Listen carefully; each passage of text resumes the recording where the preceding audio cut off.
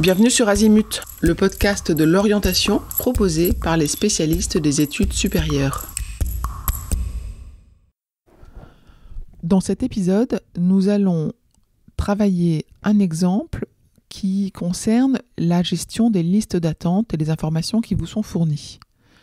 Donc dans l'interface Parcoursup 2023, vous avez parmi les vœux qui sont en liste d'attente, donc indiqués en bleu, à chaque fois pour chaque vœu, un bouton renoncer et puis un bouton information sur la liste d'attente. Quand vous cliquez sur ce bouton, vous allez avoir une fenêtre qui s'ouvre et vous allez avoir à disposition 6 chiffres qui vous sont donnés. Et ce que je propose, c'est de vous donner des informations sur ces chiffres sans forcément les prendre dans l'ordre d'affichage. Okay ? Donc, le premier chiffre sur lequel il faut avoir un regard, c'est le nombre de places dans la formation. C'est intitulé « Nombre de places dans le groupe ». Voilà. Dans notre exemple, on va estimer que c'est une formation qui propose 100 places.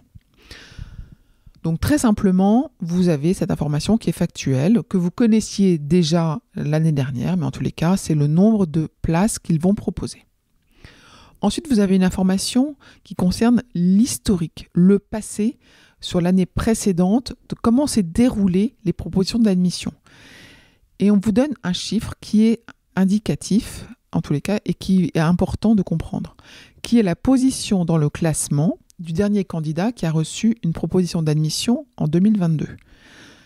C'est le candidat qui a reçu, s'il y avait le même nombre de places, la 100e place, la 100e proposition d'admission, et qui l'a acceptée. Donc ce chiffre-là, dans notre exemple, on va le positionner à 500.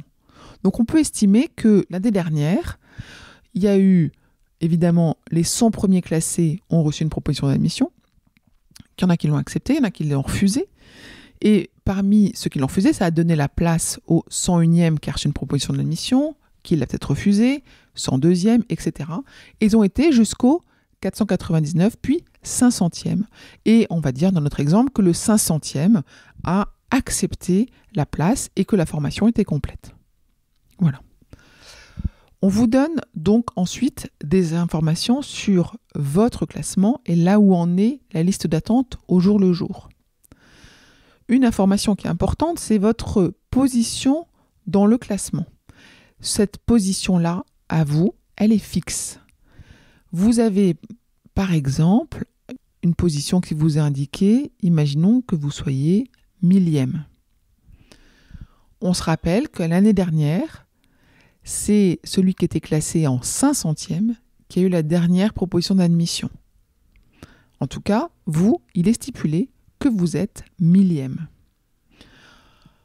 On va vous donner aussi une autre indication qui est importante, qui est la position dans le classement du dernier candidat qui a reçu une proposition d'admission cette année. Donc on peut imaginer que ce chiffre soit 300. Donc ça veut dire que au jour où vous consultez cette information-là, ils ont déjà fait des propositions à 300 candidats.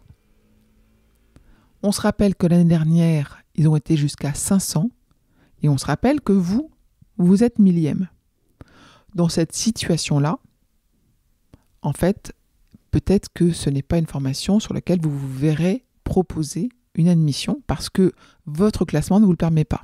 Vous allez avoir d'ailleurs des informations intéressantes que vous aurez en haut de la page, mais qui ne sont pas forcément celles qu'il faut retenir, qui sont le nombre de candidats dans la liste d'attente, donc c'est le nombre de candidats qui sont jugés pertinents pour pouvoir éventuellement proposer une place, et puis votre position dans la liste d'attente, qui était la position initiale. Mais en tous les cas, ce qui est important, c'est votre position dans le classement, parce que c'est celui qui peut être comparable à celui de l'année dernière. J'espère que c'était clair. Je vous retiens quelques secondes de plus et je vous remercie pour votre fidélité et votre attention. J'avais 2 messages à vous faire passer. Vous écoutez peut-être ce podcast sur Apple Podcast ou sur Spotify ou sur une autre application de podcast et il est possible que vous ignoriez que le site azimut-podcast.com diffuse l'ensemble de ces épisodes en les ayant organisés et rangés de manière thématique. Ceux qui connaissent ce site sont vraiment contents de pouvoir y écouter sereinement chacun des épisodes et de pouvoir utiliser ce moteur de recherche. Deuxième message, sur ce même site, vous pourrez vous abonner à la newsletter. La newsletter, je l'ai surnommée l'hebdo de l'orientation. C'est une newsletter qui, comme son nom l'indique, est envoyée chaque semaine, le mardi pour l'instant. Et c'est dans cette newsletter que vous trouvez les indications des nouveaux épisodes, des guides que nous diffusons et de temps en temps, nous vous annonçons les masterclass, les ateliers, etc. que nous organisons. Bref, je vous conseille vivement de vous abonner à cette newsletter. À très vite et encore une fois, merci de votre fidélité avec Azimut. Parlons orientation.